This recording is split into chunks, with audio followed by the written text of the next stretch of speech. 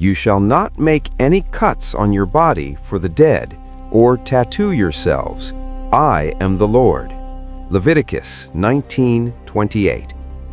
It's probably one of the most quoted verses in arguments about whether Christians should get tattoos, and it's almost always misunderstood.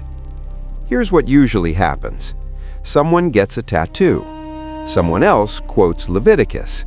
A debate erupts about Old Testament law, grace, and what still applies today. But almost nobody asks the more interesting question: what was this law actually about? Because when we look at the world that produced this text, the cultural context, the religious landscape, and the actual practices of Israel's neighbors, something fascinating emerges. This wasn't about self-expression or body art the way we think about it today. This was about death rituals, religious identity, and the most intimate ways people tried to deal with grief and connect with the divine. Tonight, we're going back to ancient Israel. We're examining what Leviticus actually says, what archaeologists have discovered about body modification in the ancient Near East, and what this law reveals about how communities create boundaries and meaning. No judgment about modern tattoos, just context, history, and what happens when we actually read carefully. Let's begin. First, we need to understand where this law actually appears. Leviticus 19 isn't primarily about body modification. It's part of what scholars call the Holiness Code, a collection of laws defining how Israel was supposed to be different from the nations around them. And the verse about tattoos? It's sandwiched between commands that seem completely unrelated to modern readers. Verse 27, "You shall not round off the hair on your temples or mar the edges of your beard." Verse 28, "You shall not make any cuts on your body for the dead or tattoo yourselves. I am the Lord." Verse 29, "Do not profane your daughter by making her a prostitute." To us, this looks random. Beards, tattoos, prostitution. What's the connection? But to an ancient Israelite, these weren't random at all.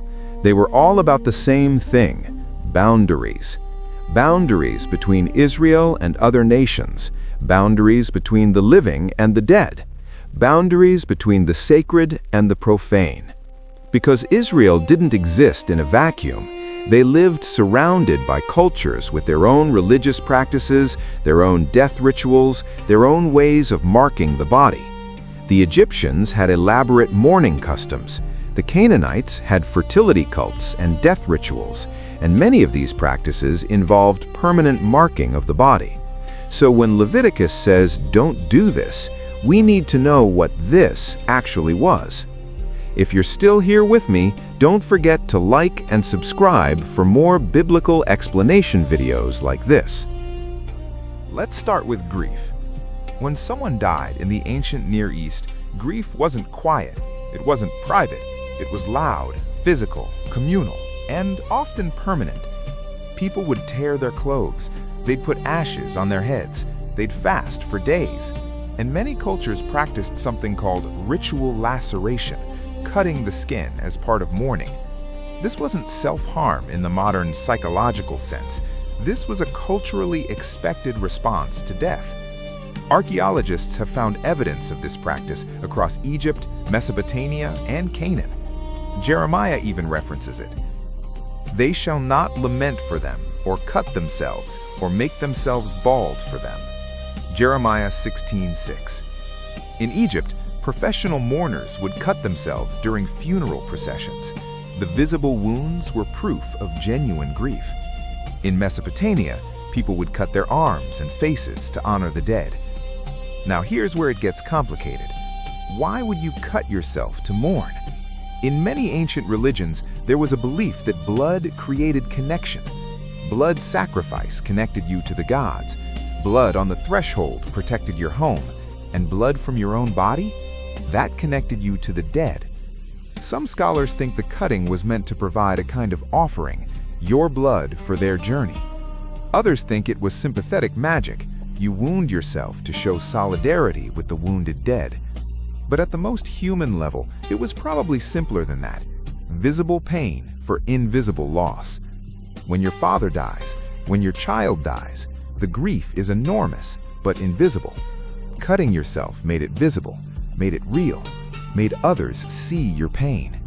And in a culture without therapy, without medication, without most of our modern ways of processing trauma, ritual gave structure to chaos. But Israel said no. You shall not make any cuts on your body for the dead. Why? Here's where the religious tension becomes clear. Israel's neighbors didn't just cut themselves for the dead, they cut themselves for their gods. In 1 Kings 18, there's a famous showdown between Elijah and the prophets of Baal. Elijah challenges them to call down fire from heaven. And they cried aloud and cut themselves after their custom with swords and lances until the blood gushed out upon them. This wasn't unusual. In Canaanite worship, blood was part of the ritual vocabulary. You cut yourself to get the god's attention, to prove your devotion, to create a connection. For Israel, this created a problem of distinction. If you looked at an Israelite and a Canaanite from a distance, could you tell them apart? They wore similar clothes, lived in similar houses, spoke related languages, but their religions were supposed to be fundamentally different. Israel's worship wasn't supposed to involve frenzy or self-harm. Their God didn't need to be awakened or manipulated or proven to through blood.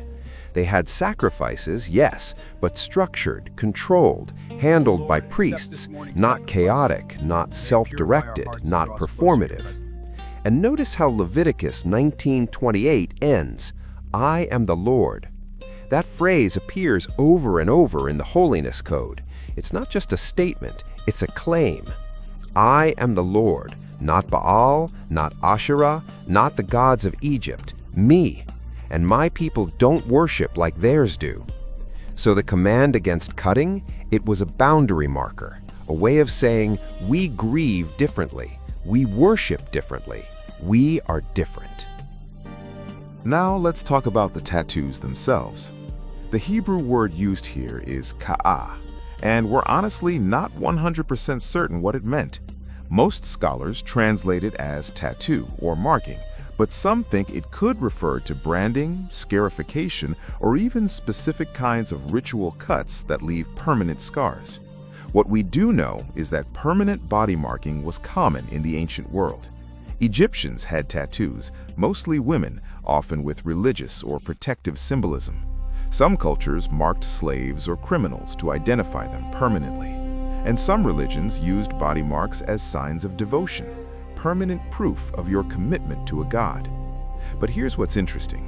Israel wasn't entirely against body marking. They marked their doorposts with blood during Passover. They practiced circumcision, a permanent mark of covenant. Priests wore special garments with symbolic meanings. They bound scripture to their foreheads. So it wasn't about avoiding all physical markers of identity. It was about avoiding markers associated with death and pagan worship. You shall not make any cuts on your body for the dead or tattoo yourselves. For the dead. The marking was connected to mourning, to death rituals, to practices that blurred the line between honoring the dead and worshiping them. Many ancient religions practiced ancestor veneration. The dead weren't just gone, they were powerful, potentially dangerous, needing to be appeased. Israel's theology was different. Their God was God of the living. The dead were dead.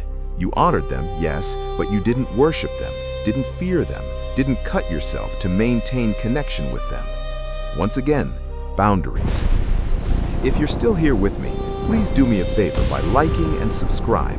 And don't forget to share the video to anyone that you think he or she need to watch this video. So what does all of this reveal about biblical law? First, context is everything. When we read, "Don't get tattoos" in the 21st century, we're reading it through a completely different cultural lens.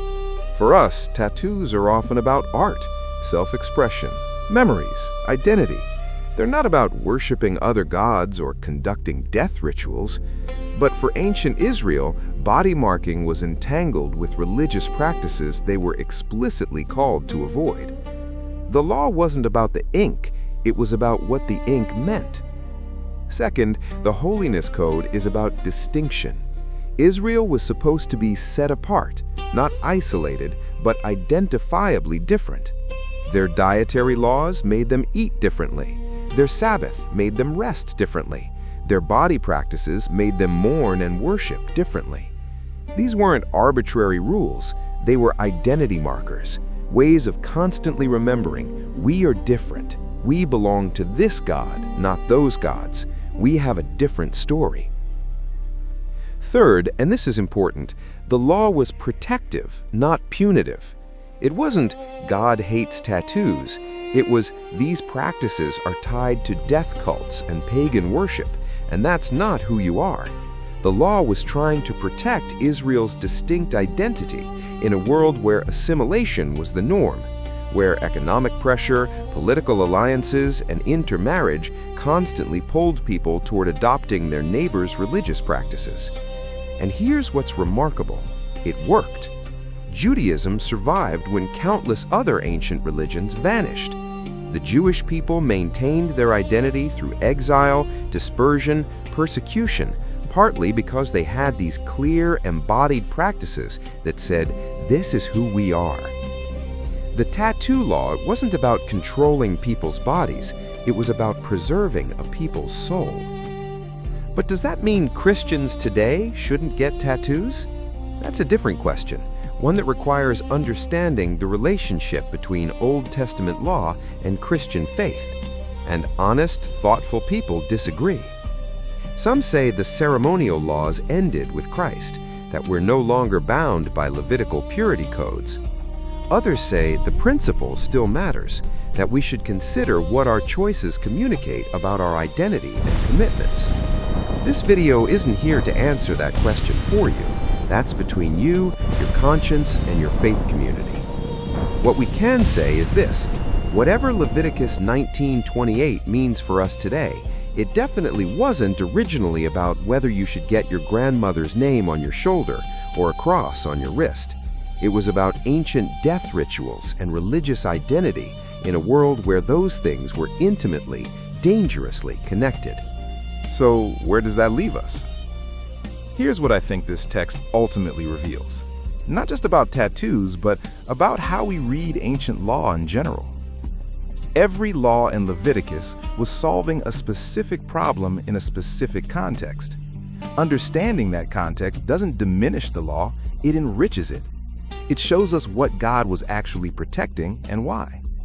When we ignore context, we either 1. Apply laws in ways they were never meant to apply, creating burdens God never intended, or 2. Dismiss laws as just cultural, missing the deeper principles they were protecting. The truth is more nuanced. Leviticus 19:28 was about death rituals and pagan worship in ancient Canaan. But the principle underneath, that your identity matters, that your practices should reflect your commitments, that there's meaning in how you present yourself to the world, that principle transcends the specific application. So maybe the question isn't, can Christians get tattoos? Maybe the question is, what am I expressing through my choices? Do my visible identities reflect my invisible commitments? Am I marking myself in ways that honor what I actually believe? Those are harder questions than a simple yes or no. They require thought, intention, honesty with ourselves about why we want what we want. And that, I think, is what Scripture has always been inviting us toward. Not thoughtless obedience to rules we don't understand, but thoughtful engagement with what it means to live as people claimed by the sacred. The ancient Israelites stood at a crossroads.